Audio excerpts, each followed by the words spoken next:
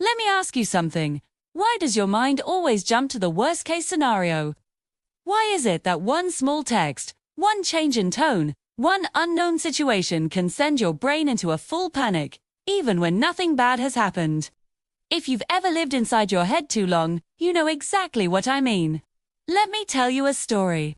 A girl I knew would panic every time someone didn't reply instantly, not because she was dramatic, but because her mind would immediately whisper, "They're mad at you. You did something wrong. Something bad is about to happen." One day she told me, "I wish my brain had a pause button." I laughed, not at her, but because I've felt that exact same thing. Here's the truth psychology gives us. Your brain is designed to protect you, not to make you happy. The way it protects you is by predicting danger before it even exists. It's an ancient survival mechanism. Back when humans lived in the wild, expecting the worst kept us alive. But now, you're not running from lions, you're running from your own thoughts. This is why overthinking feels like a constant alarm system.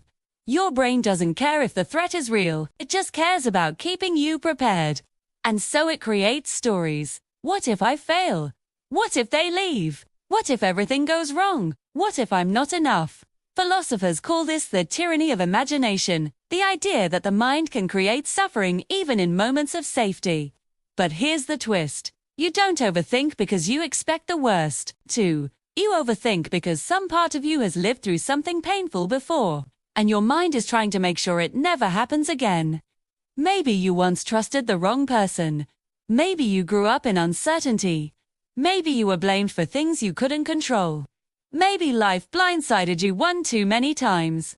So now, your brain is saying, "Let me prepare you for every possible outcome."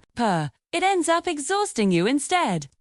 Here's the part that matters. Your thoughts are warnings, not truths. Your fears are memories, not predictions. Your overthinking isn't a flaw, it's a leftover survival skill. But you're not living in survival anymore. Try this reframe. Instead of asking, "What if everything goes wrong?" ask, "What if this is just my brain trying to protect me?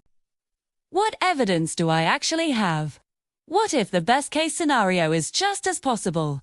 Because here's what overthinkers forget. Your imagination can torture you, but it can also free you. You just have to teach it a new direction. Let me leave you with this. You're not your intrusive thoughts. You're not your fears. You're not the stories your mind creates at 2 a.m. You're the one watching those thoughts. You're the one questioning them. You're the one strong enough to challenge them. And that means you're already healing, because awareness is the first step out of the cycle. You're doing better than you think. Your mind just hasn't caught up yet.